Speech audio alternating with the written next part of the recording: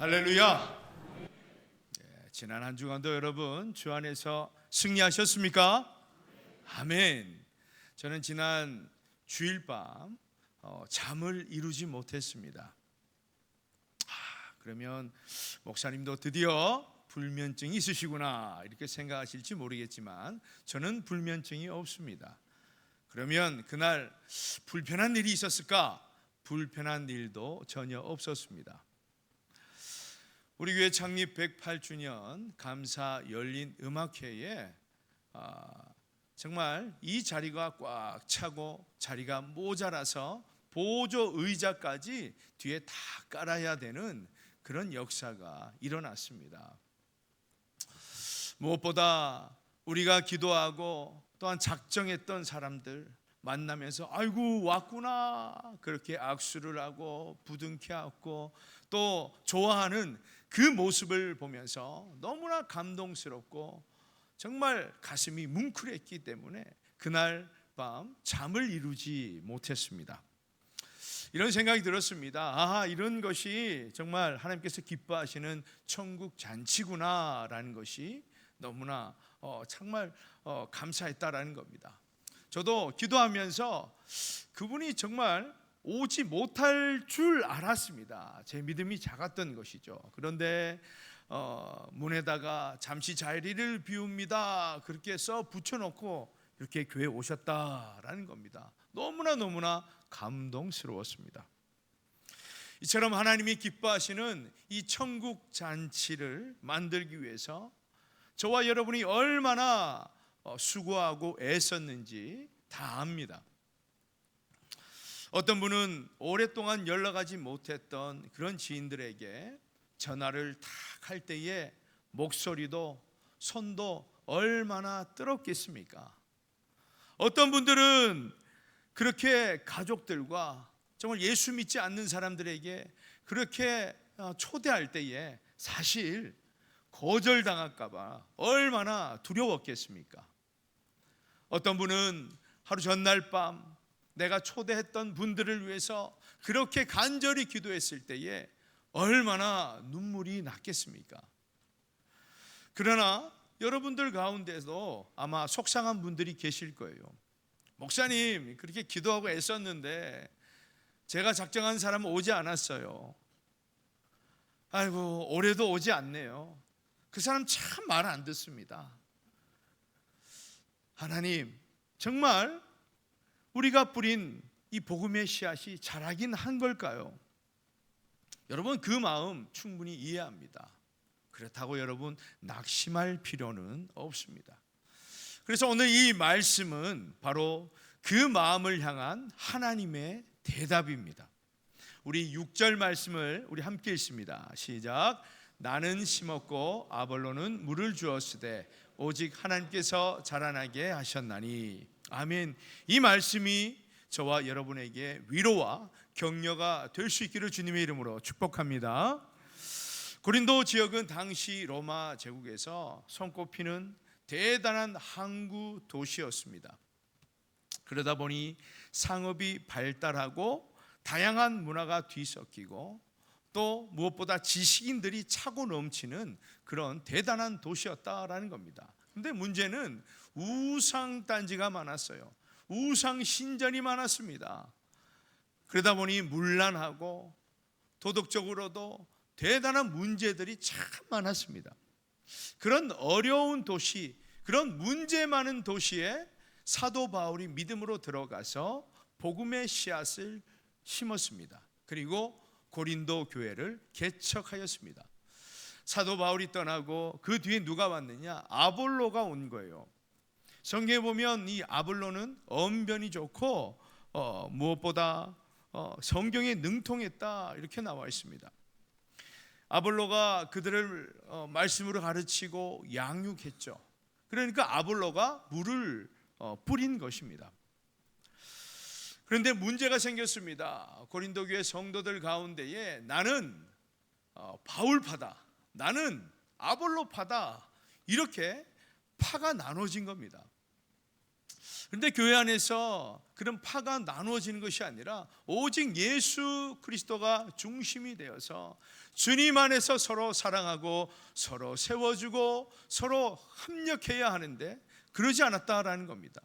파를 나누었으니까 어떤 일이 일어나겠어요? 문제가 생기는 것이죠. 갈등과 분열과 대립이 생기는 것입니다. 그래서 사도 바울이 쓴 편지가 오늘 본문입니다.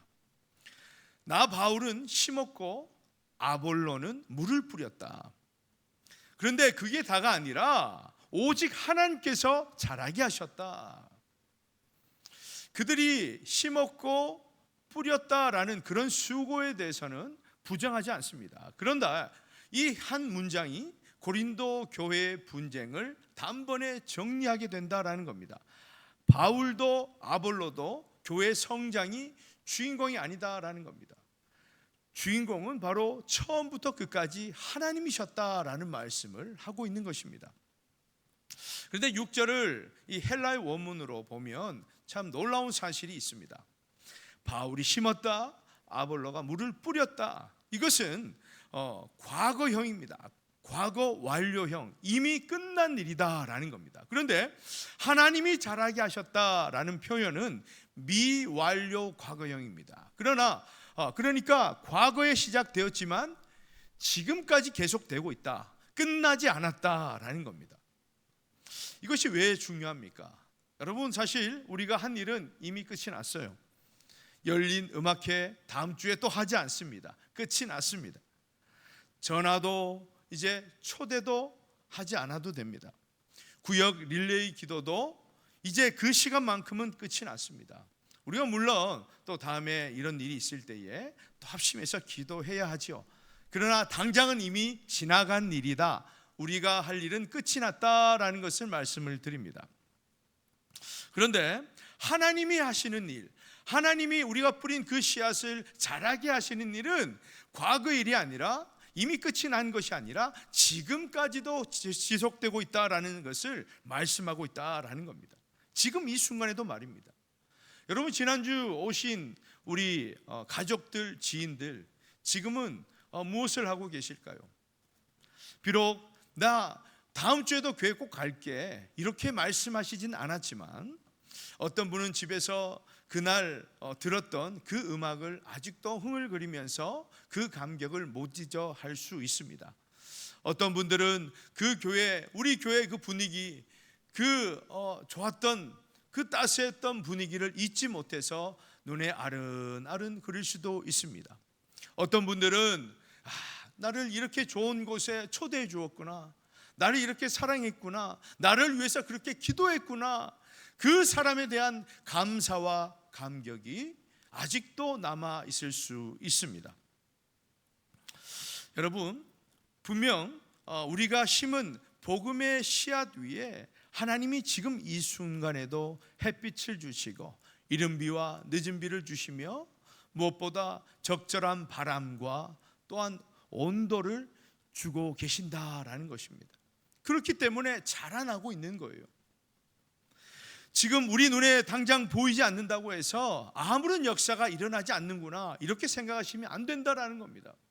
내가 어떻게 하나님이 잘하시는 것을 알 수 있냐라는 거예요. 저희 사택 작은 텃밭에 올해는 우리 관리 집사님이 오이 그리고 가지 그리고 아삭고추 그리고 난데없이 수박까지 심었습니다. 수박이 나면 큰일 납니다. 그 자리가 없는데. 그래서 저는 매일 아침 저녁으로 물을 주고 있습니다. 또 한 가지 배운 것이 있어가지고 또 다들 지나가다 보니까 가지, 오이 뭐 이럴 때 보니까 뭐 짝대기를 하나 세워서 묶더라고요. 저걸 왜 세우나 싶었는데 그 생각이 나서 저도 지금 그렇게 막 박아서 묶어놨습니다. 그리고 또 누구는 고추에 농약을 좀 뿌리지 않으면 금방 죽는다 뭐 이런 얘기를 하시더라고요. 사실 작년에 우리 장로님이 고추를 심어 주셨는데 벌레가 많아가지고 망했습니다. 그래서 제가 관리 집사님에게 농약이 있으면 조금 달라고 해서 좀 뿌리기도 하고, 제가 무슨 말씀을 드립니까? 좀 가꾸고 있다라는 거예요. 신경을 쓰고 있다라는 겁니다. 그런데 제가 물 주고 그렇게 신경 쓰고 있을 때 가지나 오이가 쑥쑥쑥 자라는 것이 보인다면 믿을 수 있겠죠. 흐뭇하겠죠. 그런데 여러분, 제가 물 줄 때 자라지 않더라고요. 가만히 있더라고요. 그런데 며칠 후에 보니까 조금씩 이렇게 자라 있습니다. 그래서 제가 심지어 고추 3개나 따먹었어요. 와, 얼마나 감사한지, 얼마나 맛있는지 몰라요. 여러분, 마찬가지로 복음의 씨앗도 이 자라는 것이 우리 눈에는 보이지 않을 수 있습니다. 그러나 그 씨앗은 지금 이 순간에도 뿌리를 내리고 있을지 모릅니다. 왜 그렇습니까? 하나님이 지금도 일하시기 때문입니다. 그래서 7절을 한번 보십시오. 우리 7절 말씀 함께 읽습니다. 시작. 그런즉 심는 이나 물 주는 이는 아무것도 아니로되 오직 자라게 하시는 이는 하나님뿐이니라. 아멘.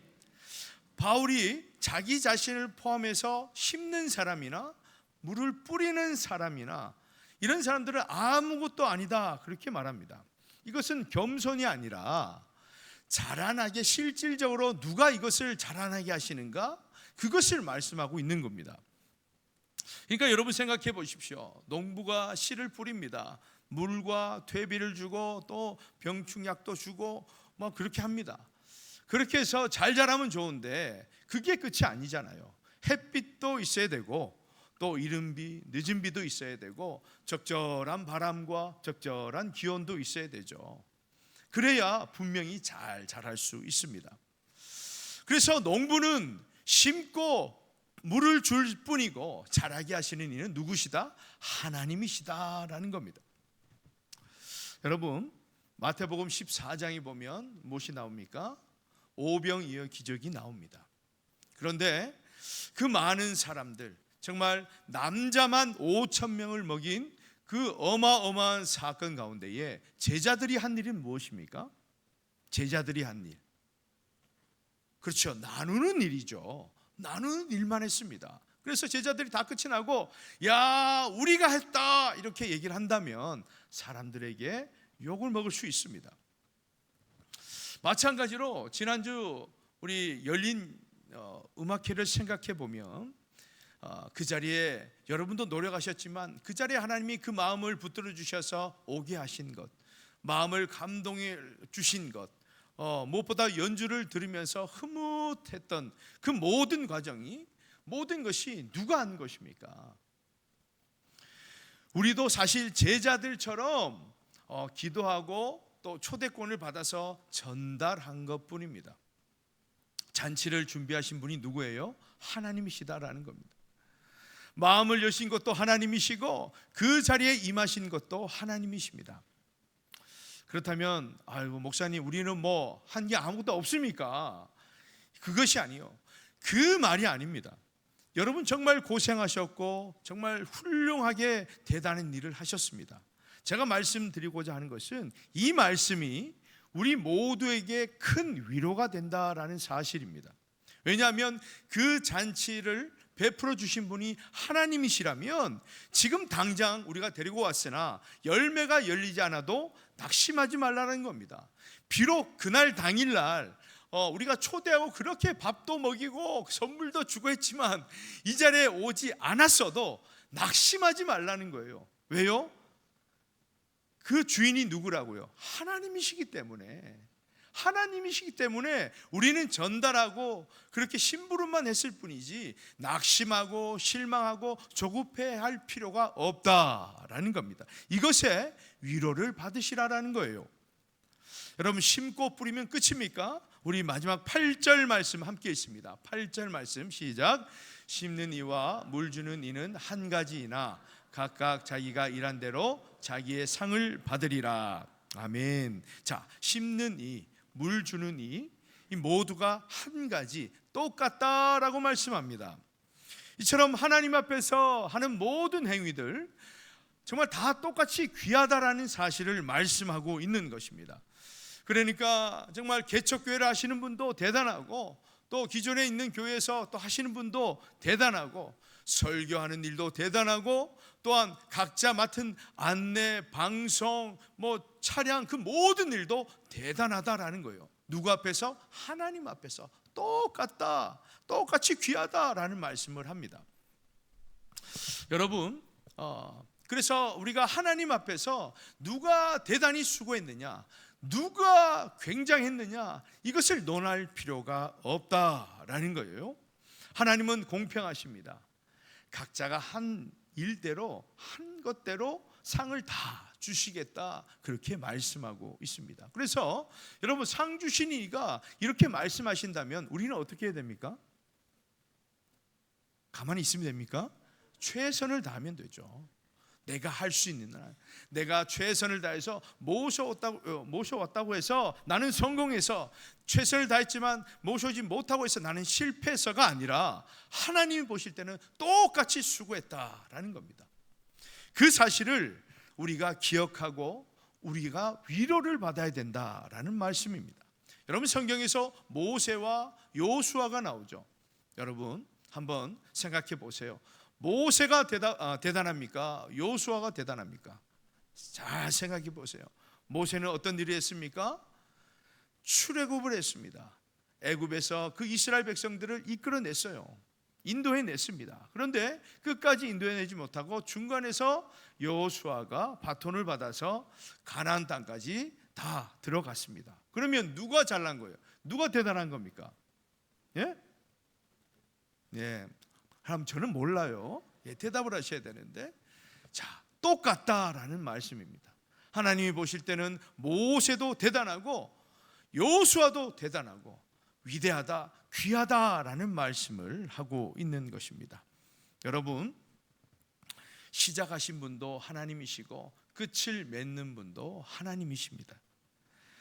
그래서 저와 여러분도 하나님 안에서 우리가 주어진 이 사명을 최선을 다하는 것이 하나님께 영광이고 우리가 잘했다라는 것이에요. 여러분, 우리 하천교회를 보십시오. 108년 전 처음 이 땅에 복음의 씨앗을 뿌리시고 물을 주신 분들이 있었습니다. 그리고 그 나무를 가꾸신 분들이 있어요. 그래서 오늘날 저와 여러분은 그 나무 아래에서 우리는 또 씨앗을 뿌리고 물을 주고 있습니다. 그렇다면 누가 더 큽니까? 108년 전에 씨앗을 뿌린 그분들입니까? 아니면 오늘날 계속해서 믿음으로 또 복음의 씨앗을 뿌리는 저와 여러분이 대단합니까? 아닙니다. 똑같습니다. 대신 하나님은 저와 여러분의 모든 중심과 수고를 기억하시고 각자에게 합당한 상을 주신다라는 사실을 우리가 잘 기억해야 합니다. 여러분, 마태복음 13장에 보면 무엇이 나옵니까? 예수님이 씨 뿌리는 비유를 말씀하시죠. 씨앗이 길가에 떨어질 수도 있고 돌밭에 떨어질 수 있고 가시떨기에도 떨어질 수 있고 좋은 땅에 떨어질 수 있습니다. 그런데 여러분, 농부가 일부러 그렇게 뿌린 것입니까? 씨앗을 뿌리고 이번에는 길가에, 이번에는 돌밭에. 자, 어떻게 자라나? 그것이 아닙니다. 농부는 지금 열심히 뿌렸습니다.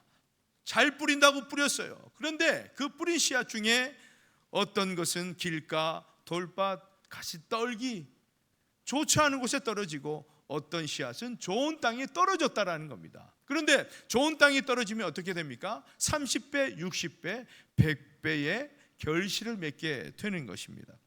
마찬가지로 여러분, 그렇다면 우리는 어떻게 해야 되는가? 우리도 뿌려야 됩니다.